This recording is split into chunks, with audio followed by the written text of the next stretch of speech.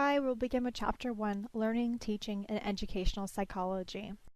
But before we get into the actual content of the chapter, I want to point out that since this is an online course, it requires a lot of reading. So therefore, you'll have to read, and I would also suggest to make outlines and take notes while you're reading as well. I won't talk about everything that's in the chapter, but you do need to go through those sections and still read them and comprehend them. Also, we know that practicing retrieving information helps lead to long-term retention of that information. So I'd also suggest to you to go back and review your notes and the chapter outlines and practice retrieving the information from that section. Chapter 1 is an informative overview of the expert teacher. Pause for a moment and think about a teacher who has inspired you. Ponder the following question. What was the teacher's approximate age? How did the teacher address you when talking with you? What was the teacher's body language in general? How did the teacher relate to students other than you? How did the teacher problem solve in class? How did other students relate to this teacher? How did you know this was an individual in whom you could place your trust? And when was it that you felt special to this teacher, during class, during extracurricular activity, etc.? When you begin to reflect on this inspirational teacher, you form impressions about types of characteristics and behaviors that depict the expert teacher. Realize, however, that not all teachers relate to students in the same way. Some teaching styles may be more effective in reaching some students, while other styles will be more effective in reaching other students. As we gain confidence in our teaching skills, we develop our own unique way of teaching and working with learners. As educators, we cannot limit ourselves to having only one way of being effective. Our teaching environment changes. Our teaching assignments change. Our students change, and our teaching tools change. The landscape in education is a constantly evolving one. Take this class, for example. A lot of you probably did not think that you would be taking an online course in educational psychology, but here we are. Therefore, we adapt best when we have multiple strategies for reaching students, presenting information, assessing learning, and teaching. An expert teacher is not necessarily an experienced teacher. An expert teacher is a teacher who engages in reflective teaching or reflective practice. Read about reflective teaching in Chapter 1. An expert teacher looks at challenges as problems that is addressed in research. He or she pursues the information. In other words, it's not a new problem. It's an old problem with perhaps a new face. The expert teacher realizes completely the absolute importance of research and knows how to access information about any challenge, behavioral, academic, administrative.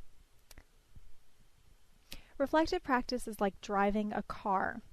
As you're driving, you're instinctively looking ahead at the ever-changing landscape, and at the same time, you're constantly checking your rear and side view mirrors, looking at where you have been and what is around you.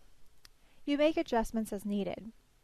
In teaching, in addition to our planning ahead, we are continually looking at what we have done. What was successful? What wasn't? What changes do I need to make? This ongoing process of looking both ahead and behind is one of the most important characteristics of the expert teacher. In Chapter 1, you'll read much more about these qualities and practices of expert teachers. For some teachers, their work is frustrating as a result of their lack of skill and knowledge. There's no substitute for knowledge. Knowledge in the practice of teaching as well in the subject area is essential to your success as a teacher. Because of insufficient knowledge, teachers may resort to common sense problem solving. A common sense approach is inadequate and may be inaccurate in teaching. Common sense may lead you in making wrong decisions at the wrong times. A strategy that was effective for when you were a student is not necessarily the strategy that will be effective with your students. Because a strategy seems logical does not mean that it is logical. Chapter 1 includes examples of how common sense may lead us to wrong conclusions and potentially harmful decisions. The expert teacher bases decision on research. Research helps us understand aspects of behavior, learning, and teaching. Research typically assures us of moving in more effective directions. Is research perfect? No. There's research that is well done and the results reveal significant, meaningful information. But there's also other research that may have minimal information to offer. Furthermore, if research is not conducted in a professional and knowledgeable manner, results may not be accurate. And researcher bias can negatively influence accuracy of research findings and can negatively influence accuracy of the interpretation of these results. Let's learn more about research. We'll talk about two different types of research designs: experiments and correlations. Experiments involve manipulating one or more factors believed to influence the behavior while trying to hold everything else constant.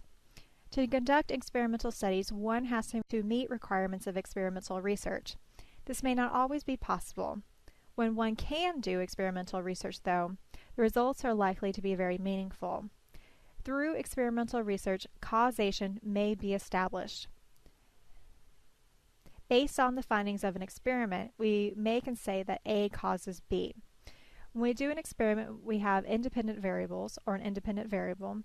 The number of independent variables can vary based on the research study, but these independent variables are manipulated, influential, or experimental factors. And what you're measuring is known as the dependent variable. I have a picture provided of the independent variable and dependent variables in a study assessing newborn babies' breathing and sleeping patterns. In this study, participants, mothers who were pregnant, were randomly assigned to an experimental or control group. So when you do an experiment, people are randomly assigned to conditions. And the independent variable here is whether people are receiving the aerobic exercise or not. And then at the time of the baby being born, they look to see, for those mothers who were in the experimental group who had aerobic exercise versus those babies who had mothers who were not doing aerobic exercise, are there differences in their breathing and sleeping patterns? For example, we would want to say, does being in an aerobic exercise program as a mother cause your baby to have better sleeping patterns and breathing patterns?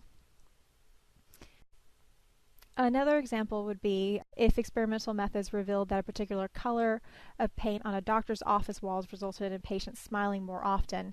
If we replicated that experiment a number of times, we may say that this color affects emotional affect or changes the way a person's emotional expression is. And this could be something very informative. You actually want a welcoming environment in doctors' offices. Read more about experimental research in Chapter 1. Note requirements for performing experiments such as random assignment, which I touched upon here, research manipulation of a variable, and statistical significance. We cannot always meet requirements of experimental research, especially in education. Students are not yet of an age where they can provide informed consent, for example, and parents may be reluctant to agree for the children to participate in research studies. Those and other factors complicate conducting research in school settings. An alternative to experimental research is descriptive research, described in Chapter 1. In addition to reading about descriptive studies, read about correlational studies, which are a type of descriptive research. In descriptive research, the researcher describes relationships that exist in a situation. No research manipulation occurs. Instead, we describe what already is. For example, the researcher may wish to investigate whether or not there is a relationship between moving during the elementary school years and math achievement. That researcher might then go into a school and, with the school's permission, access records of the number of elementary school students, and those records would likely contain data of the number of schools a child has attended, as well as a child's math achievement test scores. Those two factors would then be used in a statistical analysis, and the result would be a correlation coefficient. A correlation coefficient indicates the strength and direction of the relationship of the two factors. Direction is the nature of the relationship that possibly when one factor increases, the other factor also increases. This is a positive correlation, or if one factor increases and the other decreases, this is a negative correlation.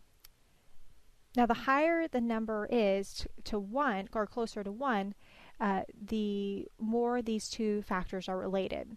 So they range from -1 to +1. Again, closer you are to 1, either +1 or -1, the stronger the relationship is between those factors. If it's closer to 0, there's a weaker relationship. And again, the positive and the negative sign just indicates the direction of the relationship. We found that as students move around more often, their math scores decrease. This would be an example of a negative correlation. Although we could not require families to move often for an experiment, correlational research assists us in predicting difficulties that might exist in students that we have in our classroom. So for example, if we have a student who we know has moved around a lot, we might consider that student at high risk of having problems in math, and therefore come up with strategies for helping that student to succeed in that subject matter. I just wanted to give you an example, though, of how correlation talks about the relationship between two variables and can talk about potential predictions, but it can't explain causation. This is an example from parenting styles and a child's behavior. So the observed correlation here is a negative correlation between permissive parenting style and self-control in the child. As permissive parenting increases, so as a person is more likely to tell their kid, okay, do whatever you want, there's the tendency for a child's self-control to decrease. Now, you might say, well, permissive parenting is causing the child's lack of self-control. So basically letting the child do whatever he or she wants, the child is becoming unruly and decides that, I can get whatever I want. Or it could be the case that the child's lack of self-control is causing the permissive parenting. So for example, the parent's like, this kid is totally unruly, I can't do anything about it, so I'm just going to let him or her have her way. So that's a different type of explanation then. And so which is causing which? We don't know. And finally, there's something called the third variable problem. So it might be something other than the child and the parent that is producing both of these. So there could be something such as genetic tendency, poverty, socio-historical circumstances that are both causing this permissive parenting and the child's lack of self-control. For example, you might have a parent who is having to work multiple jobs, so that parent is just not around. So they're having to be permissive parents, and the child is having no self-control because no one's regulating them. So the point here is that experiments can get at causation, but we can't do that when we're talking about correlational studies. We don't know causality. And as we're concluding this chapter, I want you to think about topics that may be researched through experimental design, and also think of topics that would lend themselves to descriptive or correlational research. We will be ending this semester with getting into research design, and so it's important to think more about when can you do these two different types of research, because one's going to get at causality, but again, you might not always be able to do experimental research.